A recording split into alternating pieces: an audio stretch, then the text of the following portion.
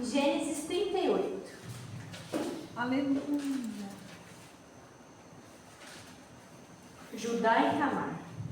Deus, aleluia.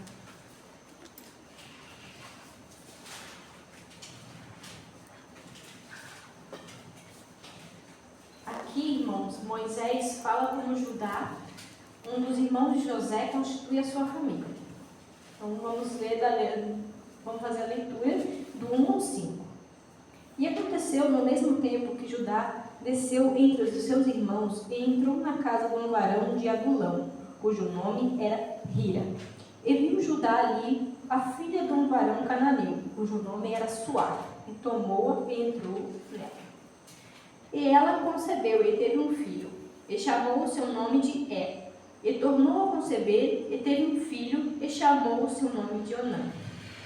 E continuou ainda e teve um filho, e chamou o seu nome de Selá. E ele estava em Quizebe quando ela o teve. Vamos lá. Aqui, Judá se aparta da sua família com um pouco mais de 20 anos, sendo o quarto filho de Jacó, por conta de estar carregando a culpa de provavelmente ter ajudado a vender José. Foi morar numa cidade chamada Adulão, principais cidades cananeias ao noroeste da cidade dos seus irmãos. Ele faz amizade com um cananeu chamado Hira e vai morar na casa dele. Consequentemente, por causa que eles eram pastores de ovelha. Ao sair da sua casa, ele provavelmente levou algumas ovelhas de seu pai como uma herança antecipada, né? Morando por lá, conheceu uma moça, filha de Suar. Aqui na Bíblia não fala o nome dela, né? Só diz que ela é filha de Suar. Aleluia, Jesus. E acabou casando com ela. Aqui, nessa parte, como ela era filha de cananeus, Judá estava desobedecendo a orientação que havia na família patriarcal, que eles se casassem entre famílias, né? Era só entre família, não. Era hebreu ali, era aquela tradição. Para preservar a linhagem, né, os ensinamentos, o culto a Deus, a verdade que vinha sendo passada de geração em geração, desde Sete até Jacó, e tudo começa ali a dar errado, né? Aqui ele estava colocando a descendência, no caso ali, ele estava colocando a herança dele, provavelmente de Jacó, né, em risco, porque Simeão e Levi e Rubem já se desqualificaram para ganhar a herança, né? Bom, aqui vamos ver que a moça lá teve um filho, o primeiro filho se chamou, no caso, Er, mas quem deu o nome foi o próprio Judá. Na minha família, né, a tradição é que o primeiro filho receba um nome pelo próprio pai. Tanto que eu recebi o meu nome pelo meu pai. Eu sou primogênita da família, então eu recebi o primeiro nome do meu pai. A minha mãe queria meu nome Caroline, né? Ela achava lindo. Meu pai achou aquilo um pouco esquisito e botou meu nome Jennifer, né? Um nome exótico, mas ele achou maravilhoso, né? Ele com 2 F para ser único, né? Exclusivo. E aqui vamos ver que ele deu o primeiro nome ao filho, né? Ele colocou Er, e depois os outros 2 foi a mulher. Colocou o segundo nome de Onã e o outro Selá. Aleluia, Jesus. Vamos continuar a leitura do 6 ao 11. Vamos lá. Judá, pois, tomou uma mulher para ele, o seu primogênito. O seu nome era Tamar. Porém, o primogênito de Judá era mau aos olhos do Senhor, pelo que o Senhor o matou. Então disse a Judá a Onã: entra a mulher do teu irmão e casa-te com ela, e suscita a semente do teu irmão. Onã, porém, soube que esta semente não havia de ser para ele, e a conheceu que quando entrava na mulher de seu irmão, derramava sua semente na terra. O que fazia era mal aos olhos do Senhor, pelo que também o matou. Então disse Judá a Tamar, sua nora: fica-te viúva na casa de teu pai, até que Selá, meu filho, seja grande. Porquanto disse: para que porventura não morra também este com os meus irmãos, como os seus irmãos. Assim foi-se Tamar e ficou-se na casa de seu pai. Aqui podemos ver, para entender essa parte, nós vamos ter que entender que existe a lei do levirato, a lei do cunhado. Nessa, a gente já vai entrar na questão da lei do cunhado, que vai entrar em Deuteronômio 25, onde a gente vai ler para entender essa questão. Mas aqui vamos começar no casamento, né? O casamento, na época, os meninos se casavam com 17 a 18 anos e as moças com 13. Naquela época também o pai arranjava a esposa para os filhos, né? Aqui vamos ver que era mal aos olhos do Senhor. Então Deus o matou. Então, consequentemente, Onã teria que ajudar a Era ter um filho, né? Apesar de ele estar morto. Então, aqui então no verso 8, Judá pede para Onã entrar na mulher de seu irmão, casa-se com ela e suscita a semente do teu irmão. Se pegarmos em Deuteronômio 25, versos 5 e 6, vamos entender essa questão da lei do levirato, né? Ou a lei do cunhado. No caso dos 6 ou 7. E será que o primogênito que ela der à luz estará em seu... verso 5. Quando alguns homens morarem juntos e um deles morrer e não tiver filhos, então a mulher do defunto não se casará com um homem estranho de fora. Seu cunhado entrará a ela e tomará por mulher, e fará a obrigação de cunhado para com ela. E será que o primogênito que ela der à luz estará em seu nome? No caso, herdará o nome do seu irmão defunto, para que o seu nome não se apague em Israel.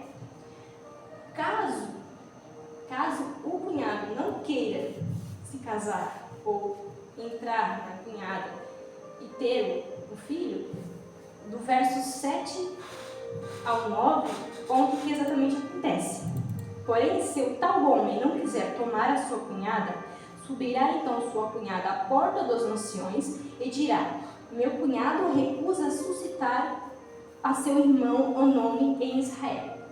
Não quer fazer para comigo o dever de cunhado. Então os anciões da sua cidade o chamarão e com ele falarão. E se ficar nisto e disser: não quero tomá-la, então sua cunhada chegará a ele e aos olhos dos anciões ele descalçará sapatos do pé, lhe cuspirá no rosto e protestará e dirá: assim se fará o homem que não edificar a casa do seu irmão.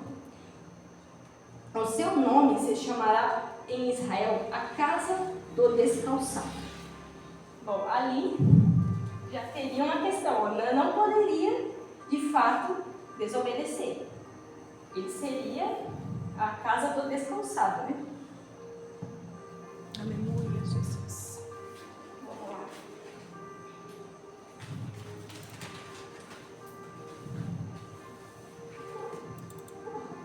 Vamos ver aqui. Tem um monte de folha aqui, meu Deus. Essa lei, como vimos, o irmão do falecido tinha a obrigação de se casar com sua cunhada, mesmo ele já estando casado, e gerar filhos que seriam considerados filhos e herdeiros do irmão morto. Para os semitas, para a descendência de Abraão, Isaque e Jacó, que já vem desde Sete, isso era particularmente importante. Eles sabiam que eram portadores da promessa de Deus, e da descendência deles viria aquele que abençoaria todas as nações da terra. Como podemos ver, era perverso aos olhos de Deus e Deus o matou. E morreu sem ter filhos, cumprindo a lei, né? Onã, o segundo filho, né, de Judá, teve que se casar com ela. Onã não cumpriu o seu dever. Ele sabia que haveria de gerar um filho que não seria herdeiro dele. Essa criança receberia a porção dobrada segundo o costume. Tomaria o lugar de Onã na descendência de Judá. Ou seja, era o pior negócio que Onã poderia fazer, né? Enquanto tinha relações com a esposa, né? Como vimos ali, ele jogava sua semente na terra. Deus o castigou e o matou. Né? Por mais horrendo que fosse essa lei para nós hoje, né? A lei do levirato, para eles era um costume, e assim preservavam a linhagem que já vimos, né? Que já vimos que Deus ele age pelas culturas, né? Mas não quer dizer que ele aprovava tudo isso. Essa lei, como já podemos ver, ela entra em Deuteronômio 25, na lei de Moisés. Judá fica receoso de entregar Selá. Pensa. Casou o primeiro, morreu. O segundo também morreu. Provavelmente Judá não entendia o caminhar de Deus ali, né? Porque Deus via tudo. Provavelmente Judá não via boa parte do que os filhos faziam. E ele pensou, é uma viúva negra, né? Não vou entregar o meu filho para uma viúva negra, é o meu último, sei lá, o terceiro. Vou tramar um jeitinho aqui, né? Aí, também entra a questão de Judá ter casado com uma cananeia e ter, no caso, ele praticava uma vida ímpia, porque ele vivia entre os cananeus. Então, provavelmente, adquiriu alguns costumes dos cananeus. E por consequência disso, Deus também poderia estar castigando Judá. Né? Mas, a princípio, na Bíblia diz que eram os meninos que eram perversos aos olhos de Deus. Né? Pensando nesse problema, como solucionar esse problema, ele resolveu se livrar da nora, mandando para a casa de seu pai, né? Prometendo selar a Tamar assim que tivesse idade e que tivesse entendimento, possivelmente, né? Ali, ou seja, mesmo tendo a idade, teria que ter entendimento para se casar e continuar a sua família, né? Mas Tamar teve que manter o seu luto, pois já estava prometida a selar, né?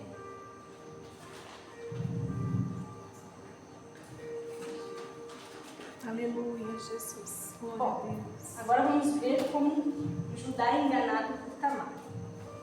Né? Que Selá cresceu, a mulher viu que Selá cresceu, não foi dado a ela, né? A pessoa, não, de algum jeito eu tenho que engravidar, né? De algum jeito eu tenho que dar descendentes a ela. Então ela tramou um jeitinho ali. Então vamos ver do verso 12 ao 19. Passando-se por muitos dias, morreu a filha de Suá, mulher de Judá.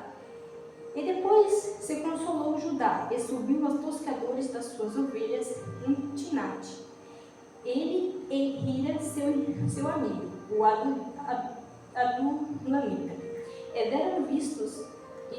deram aviso a Tamar, dizendo: eis que o teu sogro sobe a Tinate, a tosquear as suas ovelhas.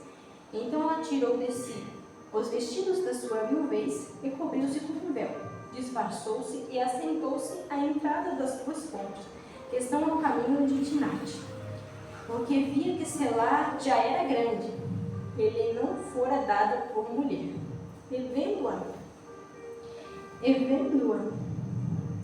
Judá teve-a por uma prostituta, porque ela tinha coberto o seu rosto, e dirigiu-se para ela no caminho, e disse: vem, peço-te, deixa-me entrar a ti, porquanto não sabia que era sua nora. Ela disse: que darás para entrares a mim? E ele disse: eu te enviarei um cabrito do rebanho. E ela disse: dá-me penhor até que o enviares? Então ele disse: que penhor é que eu te darei? E ela disse: o teu selo, o teu lenço, o cajado que está em tua mão. O que lhe deu entrou a ela, e ela concebeu dele. Ela levantou-se e se foi-se. Tirou de si o seu véu e vestiu os vestidos da sua viuvez. Bom, Aqui já vemos que ela foi fria, né? Levantou, tirou as vestes lá, botou a roupa de viuvez e ficou sentada. Aqui eu já consegui o que eu queria, né?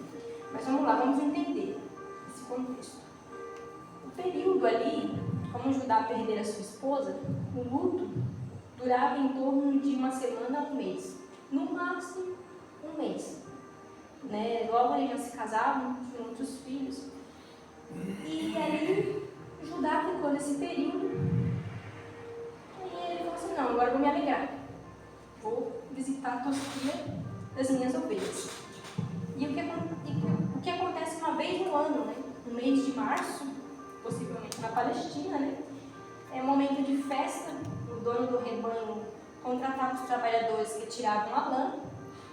Momento em que o dono fazia muito dinheiro, né? Com o dinheiro da lã, ele dava banquete, chamava amigos, fazia uma festa. E ele foi com Hira, né? Seu amigo, seu companheiro, cujo qual eles moravam juntos, né? Nesse meio tempo, informaram Tamar sobre essa viagem que o sogro ia fazer. Provavelmente alguém que não tinha nada para fazer, né?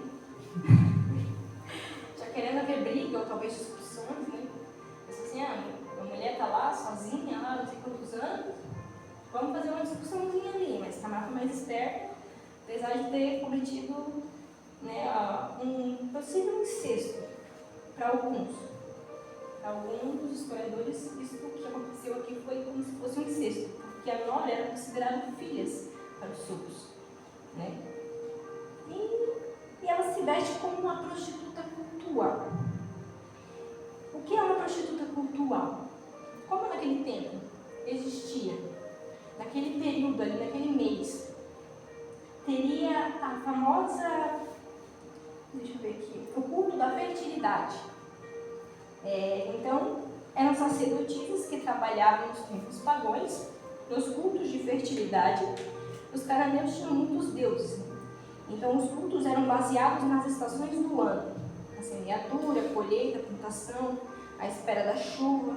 Era ensinado nesses templos. E a fertilização da terra, no caso, elas tinham que ter relações sexuais com os adoradores daqueles deuses, né? Ali os deuses da fertilidade. Então eles tinham relações, né, com elas e até mesmo orgias, né? Era um ritual pagão daquela época, especialmente os cananeus, e por isso que Deus disse a Moisés quando entraram na terra, né, prometida, que não se misturasse com os cananeus. Quando as sacerdotisas não estavam nos templos fazendo esses rituais pagãos, elas estavam nos seus pontos, como hoje em dia. Tem o seu, né, cada moça tem o seu ponto. E sabiam onde ficava. Só que, como ela não sabia como funcionava, provavelmente, essa questão, ela pegou a roupa provavelmente emprestada de alguém para se misturar, para que ela aproveitasse da, como se diz, a pessoa que estava solitária, estava sozinha, e ela quis, né, um momento com ele. E ela acabou pegando a roupa e não tendo muito entendimento como funcionava. E ela foi para um ponto específico, um ponto que nunca existiu prostitutas cultuais, ou as sacerdotisas, né? E ela ficou lá esperando Judá. Daí Judá cai na armadilha. Judá olha para ela de longe, acaba gostando dela. Aí no momento da negociação, né? Aí ele fala assim, eu te dou um cabrito se você me deixar eu deitar com você, né? Que na verdade lá assim, não tinha muito dinheiro, né? Então eles vendiam animais, trocavam animais entre si. Aquilo ali era o dinheiro deles. Então ela viu que não tinha cabrito perto dele e ela falou assim, acho que me engana, peraí. Mas não tem cabrito aí, como é que tu vai fazer o negócio? Pede qualquer coisa aí que você queira, como uma garantia, né? E eu vou atrás, depois do cabrito te trago, depois eu venho buscar a garantia que você ficou, né? Aí ela foi esperta. Ela pediu o sinete dele, o cordão e o cajado. Esses 3 elementos identificavam os homens naquela época. O sinete era um cilindro oco que ele tinha como se fosse hoje a digital do ser humano, única.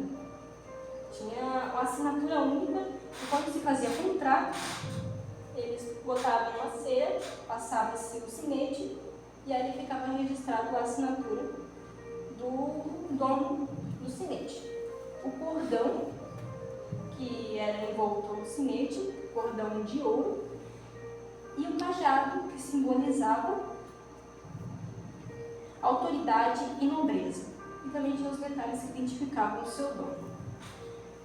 Como Judá estava provavelmente vários dias sem uma mulher, sem uma esposa, ele aceitou o negócio na hora, sem lembrar que aquilo ali era mais caro que o cabrito, a identidade dele, ele ia deixar tudo ali com ela. Então, fazem o negócio, Tamar deita com o seu sogro, ele sem saber quem era, então cobriu o seu rosto, e depois ela levanta, leva os pertences dele embora, bota suas roupas normais, vida que segue. E eles são felizes da vida, né? Esse aqui tinha feito um ótimo negócio.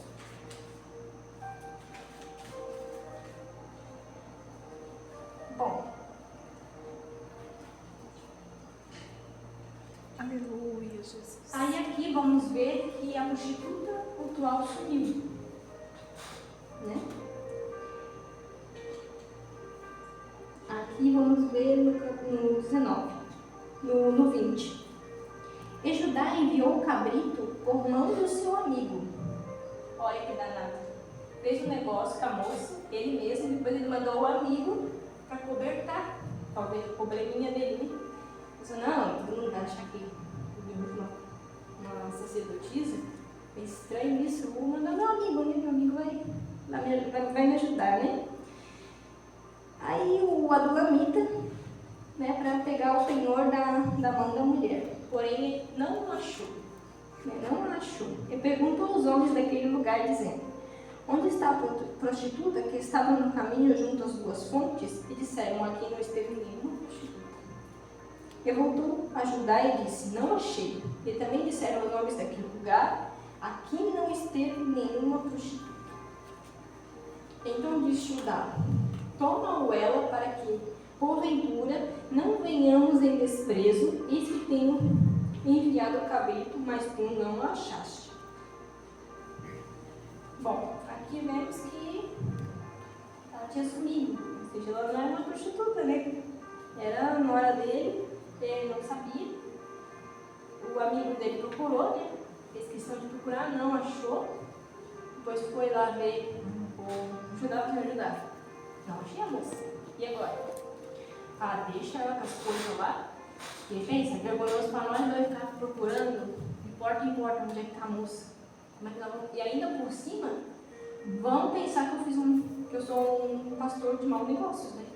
Porque eu fiz um mau negócio. Agora, para pensar, eu dei a minha identidade, um valor altíssimo na mão daquela moça, sendo que eu poderia ter dado outra coisa, mas por luxúria, né, acabou. Então ficou elas por elas. Ela ficou com o sinete, né, do sogro. O sogro achando que a moça ia vender, ia fazer alguma coisa com aquilo. E ele seguiu sua vida, né? No verso 24, aconteceu que quase 3 meses depois deram um aviso a Judá, dizendo, Tamar, tua nora, adulterou. Eis que está pejada do adultério. Então disse Judá, tira-a para fora, para que sejas queimada. Retirando-a para fora, ela mandou dizer ao seu sogro, do varão de quem são essas coisas eu concebi. E ela disse mais, conhece-te? Peço-te, de quem é este selo? De quem é este cordão? E de quem é este cajado? E conheceu o Judá e disse, mais justa ela do que eu, porquanto não a tenho dado a selar meu filho. Ele nunca mais a conheceu. Aqui nesse momento a gente vê que ali passou vergonha, né? Ali foi achado a identidade dele depois de novo, né? Judá ficou sabendo, provavelmente também uma pessoa que não tinha nada para fazer foi lá, para tentar a vida de Judá, mas não, tua nora engravidou de outro, né? Adulterou, o que nós vamos fazer agora? Assim, vamos botar na fogueira. Adulterou, né? É a lei dos, se eu não me engano, em Levítico 21, né? Fala sobre mulheres adulterar, elas eram queimadas, né? Que entra na lei de Moisés. E, se eu não me engano, é em Levítico 21, verso 9. Aí vamos buscar ela. Então, vamos queimar ela, mandar. Aí ela falou assim, peraí, aqui o cajado, aqui o selo, né, aqui o sinete e o cordão. Reconhece de quem que é? Esse daí, ó, é os pertences de quem eu tenho concebido. Aí, opa. E aí agora? Bom, pode parar o fogo aí, apaga o fogo. Não tem mais jeito. Vou ter que, né, assumir. Aí ele falou uma coisa importante aqui, né? Mais justa ela do que eu, porquanto não tenho dado a selar meu filho. Ali naquela parte, ela foi justa também. Ela poderia ter procurado ter relações com outros de fora, mas ela preferiu alguém da família. Ou seja, no caso do pai, né? Do porque não podia ter essa mistura. Esse costume não era muito comum ali, né? Era só entre família, então ela acabou sendo justa por ali. E ela pagou com a mesma moeda, porque, sei lá, não foi dado a ela para que fosse feita a lei do levirato, a lei do cunhado, né? Então ele conheceu ali que realmente ela pagou na mesma moeda.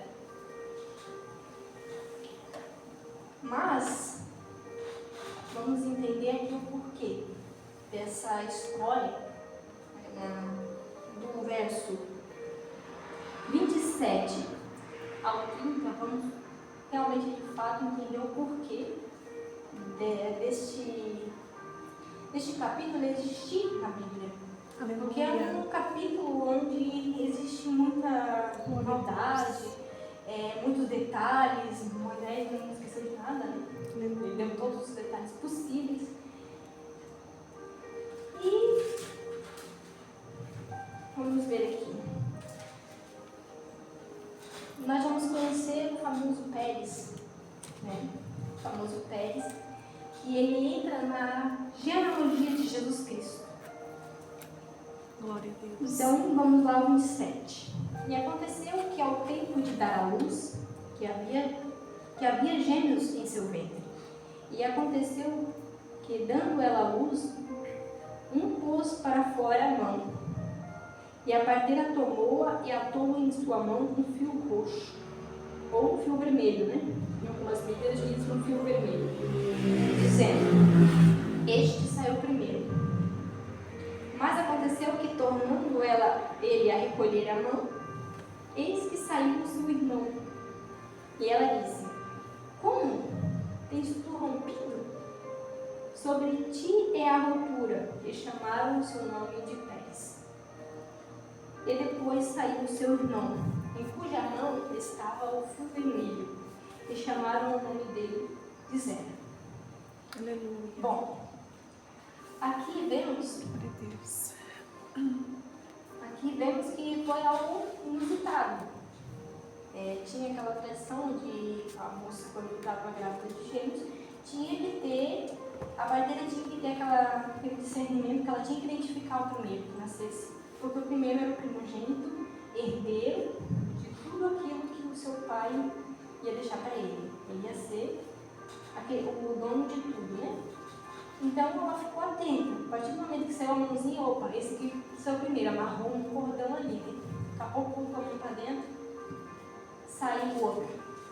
Mas como assim? Tu saiu primeiro, rapaz? Tu rompeu primeiro? Teu nome vai ser Pérez, que significa aquele que rompe o caminho. E depois saiu o Lertinho, né? Ele saiu primeiro, mas depois cortou. E deram o nome dele de Zera, por conta do cordão amarrado no seu braço vermelho, né? No hebraico, Zera significa cordão vermelho. Como vimos, Pérez, ele aparece na genealogia de Jesus Cristo, onde ele é o patriarca ali de José, né? Em Mateus 1, verso 13 ao 17, vai dizer toda a genealogia até chegar a Jesus Cristo, né? E vamos ver aqui que Tamar é a terceira mulher de procedência duvidosa, né? Porque ela era cananeia, ao entrar na genealogia de Jesus Cristo.